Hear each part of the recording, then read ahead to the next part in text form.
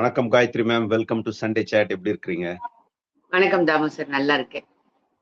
அதாவது நம்ம ஊர்ல மக்கள் அப்படியே எங்கேஜ்டா வச்சிருக்கிறதுக்கு ஏதாவது ஒரு விஷயம் நடந்துகிட்டே இருக்குது. அது லோக்கல் அரசியலா இருந்தாலும் சரி, இல்ல தேசிய அரசியலா இருந்தாலும் சரி, இல்ல உலக அரசியலா இருந்தாலும் சரி. இந்த கடந்த ஒரு வாரமா பாத்தீங்க அப்படின்னா, இந்த ஈரான் போர் பயங்கர உக்கிரமா இருக்குது. அதை பத்தி தான் தமிழ்நாட்டுல எல்லா சேனல்ஸும் பேசிக்கிட்டு இருக்காங்க. சோ நம்ம நிறைய முறை சொல்லியிருக்கிறோம், தமிழக அந்த ஊடகங்கள் எப்படி இருக்கிறாங்க அப்படின்னு. அதாவது யார் வீட்லயாவது சாவு விழுந்ததுன்னா அங்க போய் ஒரு 10 கேமரா வச்சிருவாங்க லைவ். யாராவது ஒரு நடிகர் டிவோர்ஸ் பண்றாரு அப்படின்னா அந்த கோர்ட்டுக்கு முன்னாடி ஒரு 10 கேமரா வச்சிருவாங்க. ஏன்னா எல்லா இடத்துலயும் சாவுறாங்க, ஆனா எல்லா இடத்துலயும் போய் கேமரா வைக்கிறது இல்ல. எல்லாருமே இன்னைக்கு பாத்தீங்கன்னா குடும்ப நல அந்த கோர்ட்ல போய் நிக்கிறாங்க. இவங்க யாராவது ஒருத்தர் நடிகர் போயிட்டான் அப்படின்னா அதை பெருசா பேசுவாங்க. முக்கியமா பாத்தீங்கன்னா இந்த இந்த ஈரான் விஷயத்தை பத்தி, அதாவது இந்த அரபு நாடுகள்ல நிறைய தாக்குதல் நடக்குது, மக்கள் தவிக்கிறாங்க, எல்லாரும் எப்படி வர்றதுன்னு இப்ப யோசிக்கிறாங்க அப்படின்னு எல்லாம் பேசுறாங்க. இதை விட கொடுமை என்னன்னா, தமிழக அரசாங்கம் அதுக்கு ஒரு கால் சென்டர் வேற வச்சுட்டாங்க. இவங்க அசிஸ்ட் பண்ணுவாங்களாம். எனக்கு ஒண்ணுமே புரியல, இவங்க என்ன அசிஸ்ட் பண்ணுவாங்க? ஏன்னா ஏர் ஸ்பேஸ் க்ளோஸா இருக்குது, பிளைட்டு வராது. இங்க இருந்து அவன் கால் மிஸ்டு கால் கொடுப்பானா, அவங்க உதவி செய்வாங்களாம். அதுல 3 நம்பர் இருந்தது மேடம். நான் ஒரு 30 மிஸ்டு கால் கொடுத்தேன், ஏன்னா ஒருத்தன் கூட திருப்பி கூப்பிடல. இதுதான் இவங்க அசிஸ்ட் பண்ற விதம். இன்னொன்னு என்ன அப்படின்னு பாத்தீங்கன்னா, துபாயில மக்கள் வெளியில போக முடியல, 35 லட்சம் பேர் இருக்கிறாங்க, எப்படியாவது கூட்டிட்டு வரணும். மத்திய அரசாங்கம் ஒண்ணுமே பண்றது இல்ல, இந்திய குடிமக்கள் அப்படியே விட்டுட்டாங்கன்றாங்க. இங்க அப்படியான ஒரு பிரச்சனையே இல்ல. ஜனங்கள்லாம் ஜாலியா போறாங்க, எல்லாரும் நார்மலான வாழ்க்கைய நடத்துறாங்க. ஈவினிங்ல பாத்தீங்கன்னா அந்த மசூதியில இப்ப இந்த ரமதான் நேரம் அப்படின்றதுனால இஃப்தார் நடக்குது. ஒவ்வொரு மசூதியிலும் 200 பேர் 30 300 பேர் வெளியில உட்கார்ந்து சாப்பிடுறாங்க. குழந்தைங்க எல்லாம் இன்னைக்கு இப்போ ஸ்கூல் லீவ் இருக்கிறதுனால போய் பார்க்ல விளையாடுது. அம்மா அப்பாங்க எல்லாம் நல்லா ஷாப்பிங் பண்றாங்க. யாருக்குமே எந்த பிரச்சனையும் இல்ல. அதனால இங்க நான் மிசைல் அட்டாக் எல்லாம் இல்லைன்னு சொல்லல. ஏன்னா அரசாங்கம் முக்கியத்துவம் கொடுத்து மக்களை பாத்துக்கிறாங்க. ரொம்ப முக்கியமான விஷயம் என்னன்னா, தமிழ்நாட்டினுடைய அயலக பிரிவு இருக்குது இல்ல, அது உடனே எப்படி உக்ரைன்ல நடு இடத்துல போய் பிளைட்டை நிப்பாட்டி ஆளுங்களை கூட்டு வந்தாங்களோ, அது மாதிரி எமர்ஜென்சி நம்பர் அப்படின்னு சொல்லி நம்பர்லாம் கொடுத்து எல்லா வேலையை பார்த்ததை நீங்க பார்த்திருப்பீங்க. எத்தனை காலம் தாண்டா இப்படி ஸ்டிக்கர் ஒட்டுவீங்கன்ட்டு. ஏன்னா அமெரிக்கன் எம்பசிய போய் இங்க இருக்கக்கூடிய ஆளும் கட்சி தரப்பினரும் சரி, கம்யூனிஸ்ட் கட்சி போய் முற்றுகை பண்ணுது. எதுக்கு? கொன்னதுக்கு. இல்ல, அதுதான் எனக்கு ஒண்ணுமே புரியல. சரி, ஓகே, அமெரிக்காவும் இஸ்ரேலும் ஒரு இஸ்லாமிய கண்ட்ரிய தாக்குச்சு அப்படின்னு போயிட்டு அங்க இவங்க போராட்டம் நடத்துறாங்க.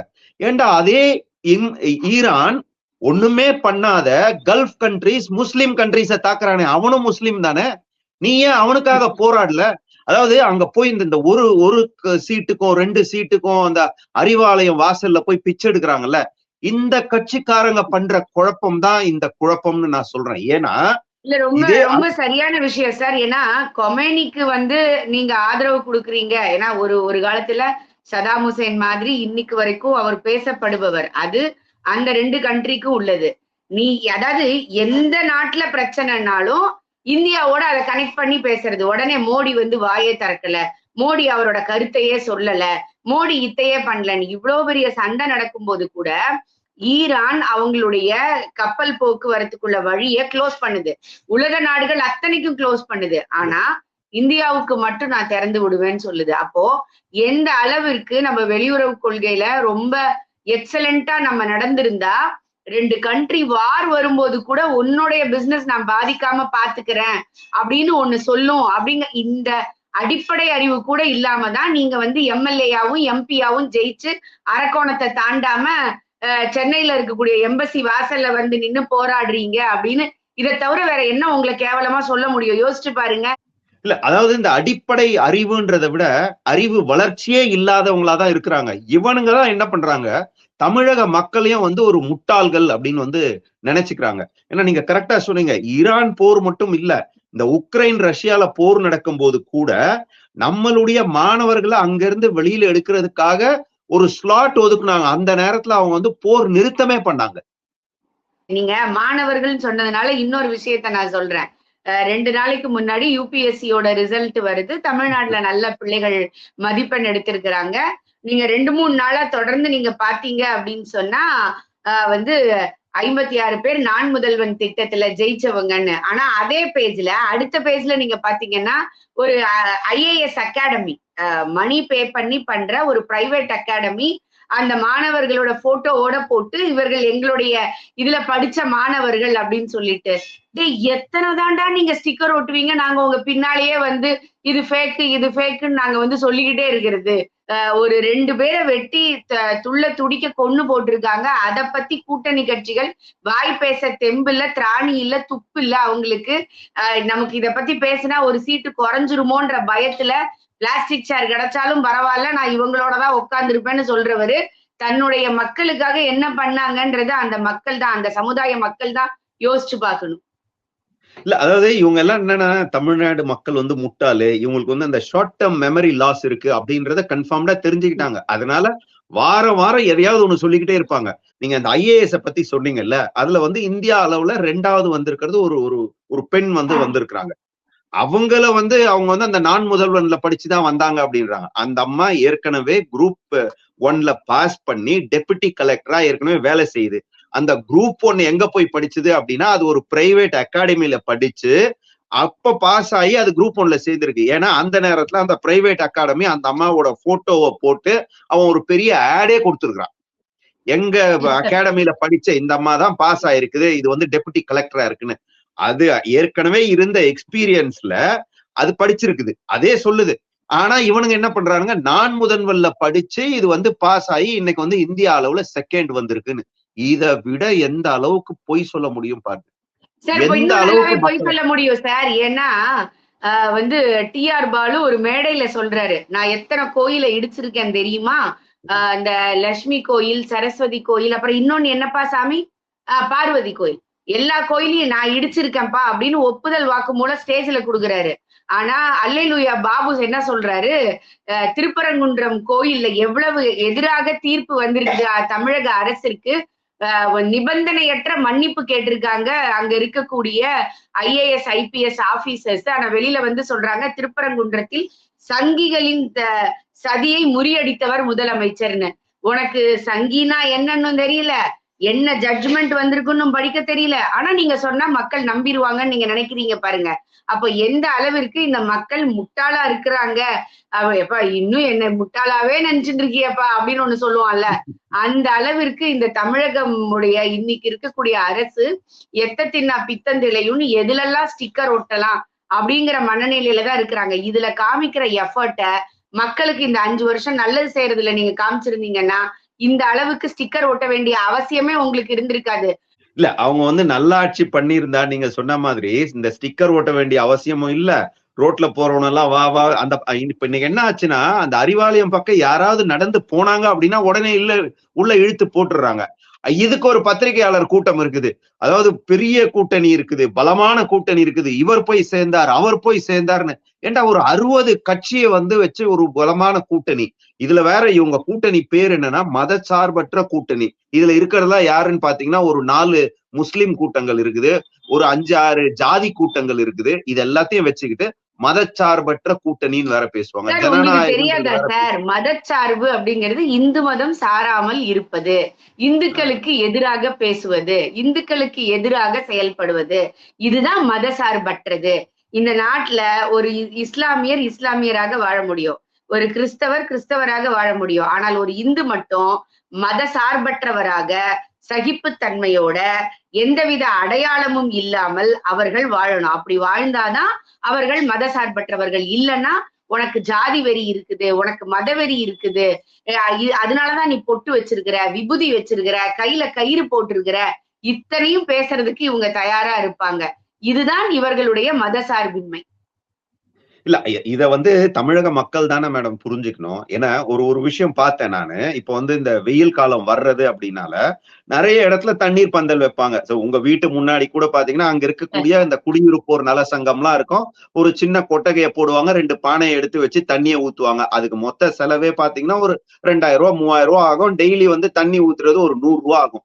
இந்த 10 ரூபாய் இல்ல 100 ரூபாய் தண்ணி குடுக்கறது, மோர் குடுக்கறத 5 லட்சம் ரூபாய் வச்சு விழா நடத்துற ஒரே நாடக கூட்டம் இன்னைக்கு நடக்கிற இந்த டுபாகோர் மாடல் ஆட்சி தான். நீங்க இதை எதை எப்படி சொல்றீங்கன்னு பார்ப்பாங்க எனக்கு மக்கள்? புரிஞ்சு போச்சு. மேயர் அக்கா பிரியா வந்து தூய்மை பணியாளர்களுக்கு மோர் குடுக்கறதுக்காக ஒரு விழா ஏற்பாடு பண்ணிருக்காங்க. அதுவும் சும்மா நீங்க இந்த தண்ணீர் பந்தல் சொன்னீங்கன்னா, தண்ணீர் பந்தல் எப்படி வைப்பாங்கன்னா, அந்த பந்தலுக்கு முன்னாடியே நின்னுகிட்டு அன்னைக்கு தர்பூஸ் குடுப்பாங்க.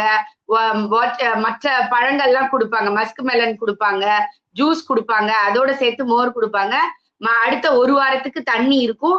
அதுக்கு அடுத்த ஒரு வாரத்துக்கு பானை இருக்கும். அதுக்கு அடுத்ததுக்கு அப்புறம் காலி அந்த டென்ட் மட்டும் இருக்கும். ஆனால் அக்கா வந்து எதை செஞ்சாலும் நாங்க பிரம்மாண்டமா தான் செய்வோம். மேடை போட்டு ஒரு 5 லட்சம் ரூபாயில இருந்து 10 லட்சம் ரூபாய் செலவு பண்ணி ஒரு டம்ளர் 10 ரூபாய்க்கு உள்ள மோர தூய்மை பணியாளர்கள் 10 பேருக்கு கொடுத்து சேர்ந்து நின்று போட்டோ எடுத்து வீடியோ எடுத்து தூய்மை பணியாளர்களுக்கு நல்லது செய்யும் திராவிட மாடல் அரசு. இதுதான் இவங்களுடைய விளம்பரம். ஏன் அந்த 5 லட்சம் ரூபாய்க்கு மாசம் ஃபுல்லா மோர் குடுக்கலாமாம்மா அப்படின்னு நம்ம சொன்னோம்னு வச்சுக்கோங்க, நீ சங்கி.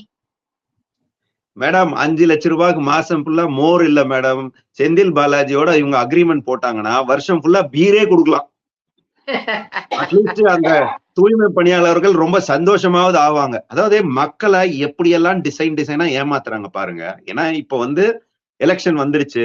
ஏன்னா இந்த சம்மர் மட்டும்தான் எல்லாருக்கும் தெரியுது. இதுக்கு முன்னாடி இவங்க ஆட்சியில 4 சம்மர் போச்சு, 4 வெயில் காலம் போச்சு. அப்பெல்லாம் மக்கள் அவதிப்படல, அப்பெல்லாம் மக்களுக்கு சூடு இல்ல, அப்பெல்லாம் வந்து இவங்க நிவாரணம் கொடுக்கல. ஆனா இந்த வெயில் காலத்துக்கு மட்டும் நிவாரணம் கொடுக்குறாங்க. அது கொடுத்தது பத்தாதுன்னு கூடுதலா வேற இன்னொரு 36 லட்சம் பேருக்கு இன்னொரு 2000 ரூபாய் வேற கொடுக்குறாங்க. இதெல்லாம் கொடுக்கும் போதே இந்த மக்கள் வந்து உண்மையிலேயே சிந்திக்கக்கூடிய திறன் இருக்கிற தமிழக மக்களா இருந்தா யோசிக்கணும்.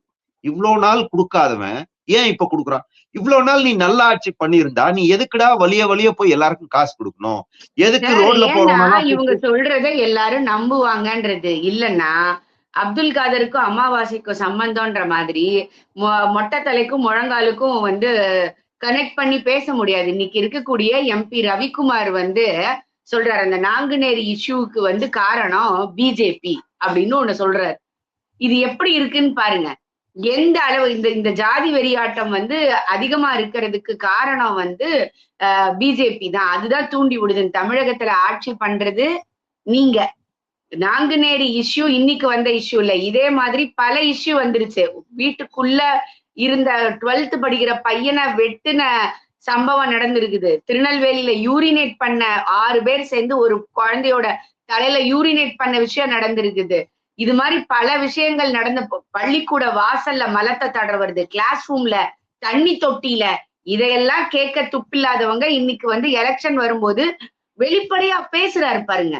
அதுதான் இதை விட ஒரு படி மேல போய், அதாவது இந்த ஜிங்ஜான் அந்த ஜால்ரா சொல்லுவாங்கல்ல, அந்த ஜால்ரால மிகப்பெரிய ஜால்ரா என்னன்னா, ஒரு ஸ்கூல்ல ஹெச்எம்மா இருந்து பிள்ளைகளுக்கு உண்மையை சொல்லி கொடுக்கணும், உண்மையை பேசணும்னு சொல்லி கொடுக்கிற வாத்தியாரா இருந்த சபாநாயகர் இன்னைக்கு பேசுறாரு.